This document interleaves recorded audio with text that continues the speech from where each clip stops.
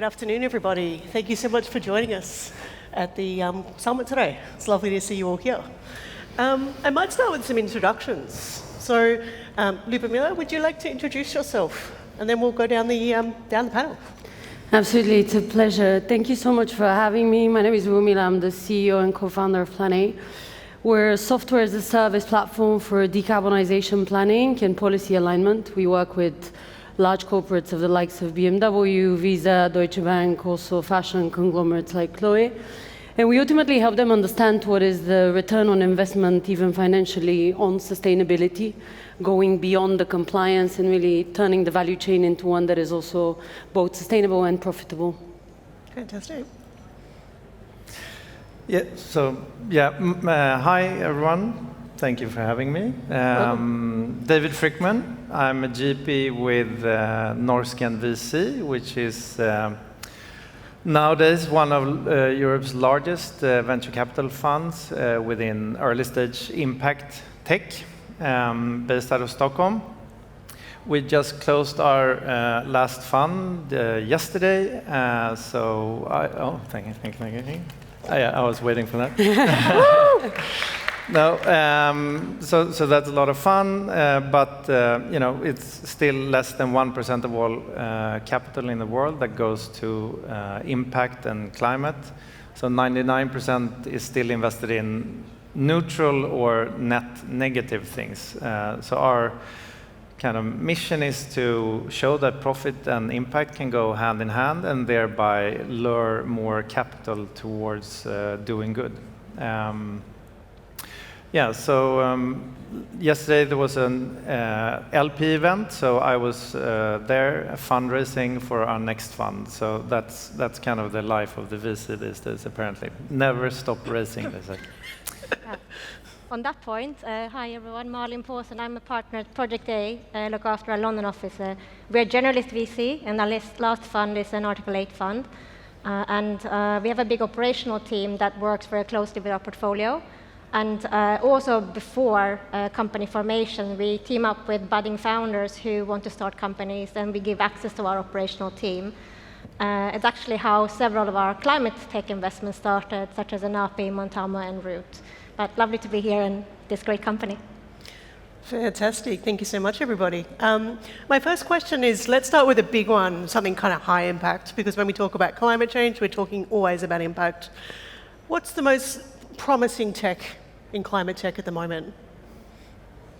I'll start with in a dramatic way. I think at this point, any scaling of technology within our space is much needed and is the topic that requires, in my view, the most amount of attention, because the sad statistics show that on a daily basis, things are getting significantly worse. Us as a company have a fixation on actual decarbonization within the value chain. So you can imagine when we work with automotive companies like BMW, we unpack all the different steps of the existence of the company.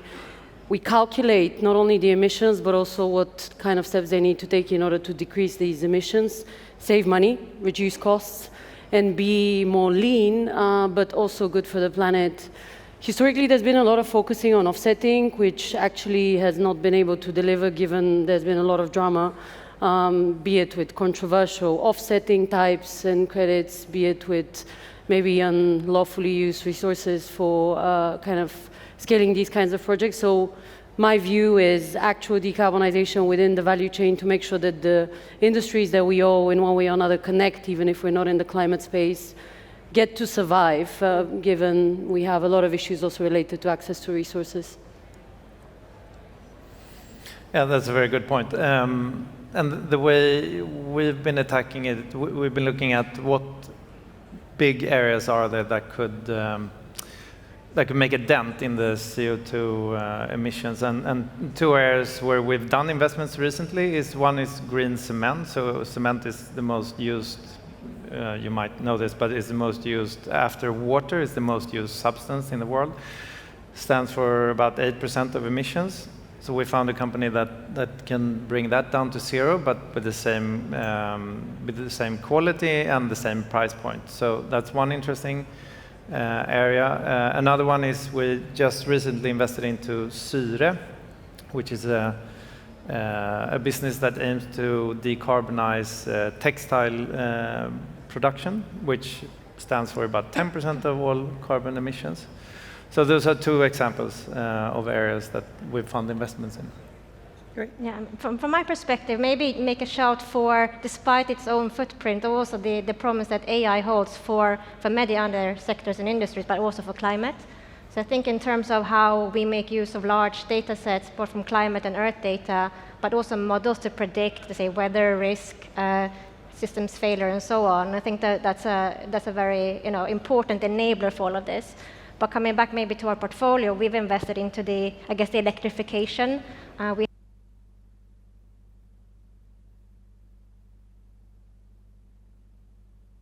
We all done? No? We've got a hand mic if we need it. Okay. Yeah, just in case. Let me see. Yeah, I'm back. You're back. There we go. I was going to say we have invested in the green aeroplane mobility space and the electric vehicle space. We have robotics and drones, etc. So we're very excited about everything that comes with, I guess, behavioral change amongst consumers and people. Exciting stuff. And Lubomila, I know with the work you do, where you work with a very large consortium of companies and enterprises. Can you give us some idea of maybe how you've helped companies significantly reduce their carbon emissions? So we work across a lot of different sectors: automotive, fashion, energy, also even the financial sector. And there's commonality amongst the challenges that they have. The first one is related to how do you assess even where you're standing. There's general view on what carbon footprinting means, which is, okay, I'm going to assess what is the commute emissions, the travel, the facilities, the vehicles. But the more you go into businesses that are dependent on physical products, the more you understand that where the treasure, so to say, of emissions is hidden is in the suppliers. So one example that I find incredibly important is within the fashion industry. We work with a company called Cate, that is a big French conglomerate, and for them, actually, more than 40% of the emissions are sitting within the suppliers, even specifically within textiles and materials. So getting these stakeholders on a journey to be educated, but also on this journey to start implementing projects related to sustainable energy is incredibly critical. What we've done there is, first of all, taking them through a journey to understand what even CO2 means, which is not necessarily a common knowledge at this point. And then the second bit is to get them all on a specific to their CO2 emission portfolio or CO2 emission profile journey of steps that they need to go in order to reduce. A second example that I'll give that is quite important, given maybe you would be a little bit surprised, is KFC, the fast food company.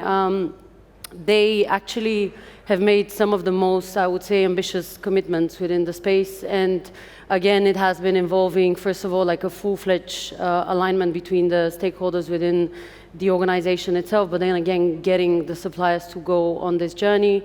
They're working across the board, and for them, the particular element is related to the chicken themselves, but also to logistics and the supply of the products that go into the food shops, the restaurants. For BMW, I'll give one final one that is really interesting, is last year, September, we launched a white label product, which is to enable the fleet management clients of BMW to have within the BMW platform a way to calculate their emissions, get an ESG report, and also be able to decarbonize their fleet by changing the different types of cars. Why this is interesting is because it goes beyond, it kind of is an extension of the value proposition of the automotive company itself. Yeah, great. I mean, KFC, I'd love to see them doing cell-cultivated chicken. That would be a life Expect some big announcements. They're a big company, you know? Yeah. They've got, if they were the ones that made it break, that'd be amazing.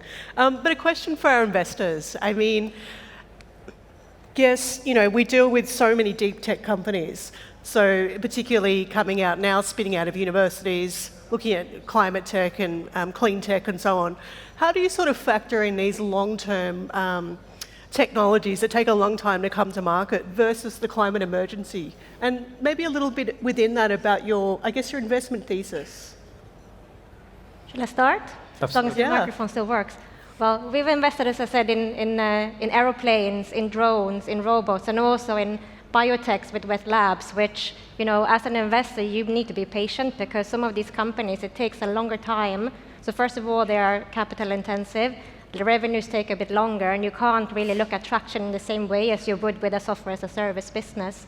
But in terms of the climate emergency and or urgency, really, I think you have to hurry slowly, as we say in Swedish, because you need to get a lot of things right with policy, stakeholders, funding, both public and private.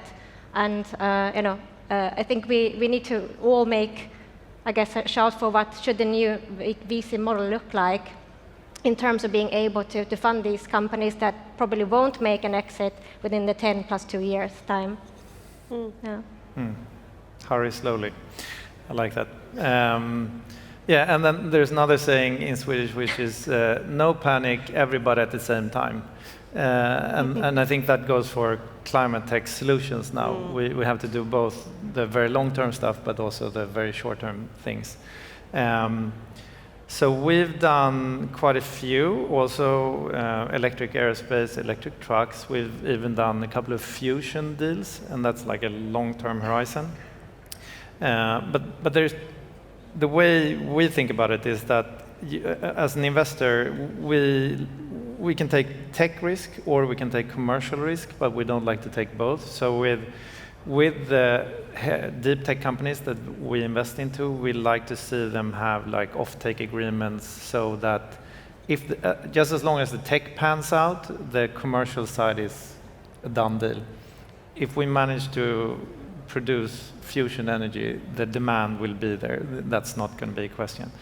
So that's one thing. The other part of the playbook is that I think if you compare it to a traditional B2B SaaS investment, it's a quite plain capital stack, whereas with these deep tech companies, you will have the stack towards the end before an exit. There will be multiple layers of non-dilutive capital, everything from government grants to several layers of debt financing and mezzanine financing and things like that. So it's a little bit of a different playbook in order to get the VC returns that we need to see. But I think if we're in climate tech investing, it's hard to stay away from hardware, I think, and deep tech. The climate crisis won't be solved by another app. Sadly. And I know, David, you've just raised some funds. Congratulations. A question for both of you. I mean, there's going to be a lot of startups here looking for money. I won't ask you to raise your hand. That might be embarrassing, but these are the people you want to speak to if you're in climate tech. What are some of the challenges for startups fundraising at the moment in the space, and any tips or ideas that might help them?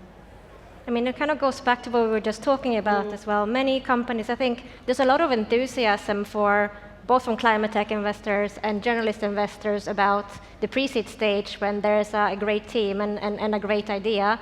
At some point, you need to prove that the traction is there, however you measure it in a hardware business or in a software or a combined business. So I think especially at seed stage, when you start to have to show a bit of traction, that could be a difficult time to raise money, depending on the industry you're in. And then obviously, the bigger you get, as David was talking about, there are other sources of financing, debt, etc., that come into play. So there's a lot of, I think, different type of skill sets that you need to have in the team in a climate biotech or in a climate hardware business that you might not have in a fintech or a software as a service business. In general, though, I think for us, the big issue here is, or the big question here is this a big enough problem? If we find a solution to it, the market will be there, or is it mostly commercial risk? So really thinking through those things and having done the assessment of the size of the market, I think is quite important, because depending on the size of the fund that each of us as fund managers sit on, and the outcomes need to be big. I think in climate tech, it tends to never really be an issue, whereas you can see those things in other areas. But yeah, all good things to take into account. Yeah, I second that.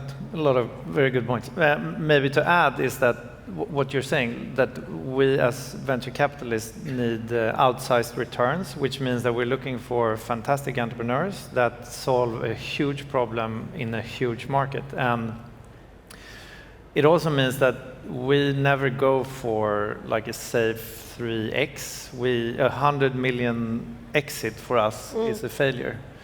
So before you bring on a VC, you should make sure that you're aligned, that you also want to you want to risk it all. You're willing to do that in order to build a huge business.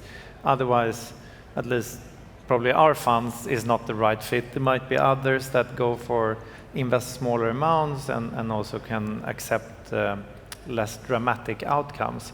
But that's something to think about before starting to fundraise. Gosh, time goes quick up here. It's amazing.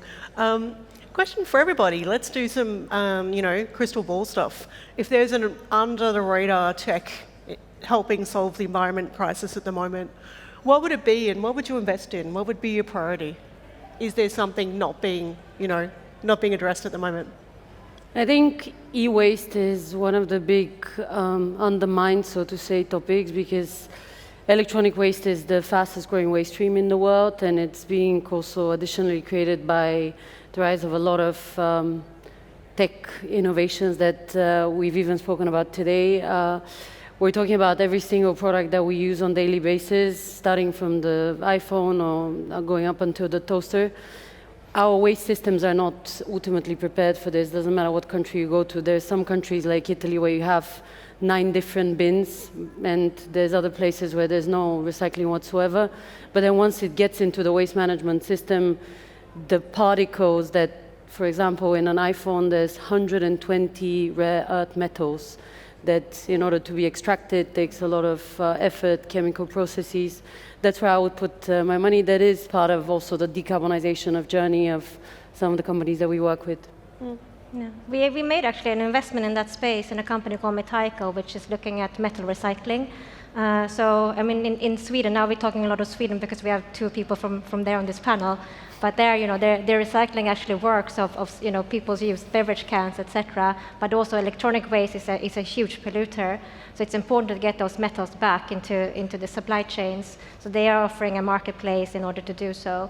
But on top of that, coming back on maybe on the climate biotech piece, I'm very excited personally about that space and how we can make sure that the behavioral change required from people like us is not going to be that big, but still have an impact on the environment. So in order to produce more sustainable ingredients, let's say you look at any bottle in your bathroom, there are a lot of things in there that have been used, petrochemicals, to actually be there, or the tires on your car, hopefully an electric vehicle, obviously.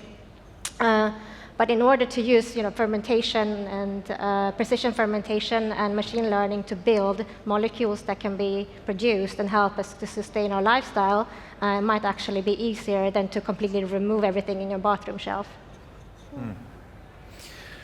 Yeah, and I would say there's 3 areas where I would like to see solutions, big solutions that are currently not in place.